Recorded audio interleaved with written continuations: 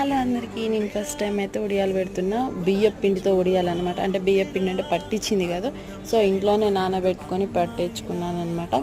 So దీనికోసం అయితే నేనైతే ఒక గ్లాస్ బియ్యం నానబెట్టుకున్నాను అనమాట. సేమ్ దోశకి ఎలా పోస్తామో అలానే.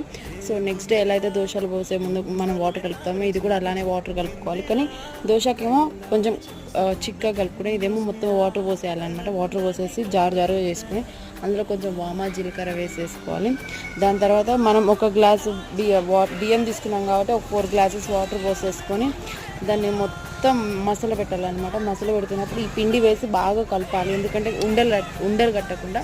సో అలా మంచిగా ఉండలు కట్టకుండా 2-3 టైమ్స్ అలా చేశాక మంచిగా చల్లారబెట్టుకొని మంచిగా ఎండాటప్పుడు పోయాలన్నమాట. నిజంగా చాలా యాంగ్జైటీగా అనిపించింది.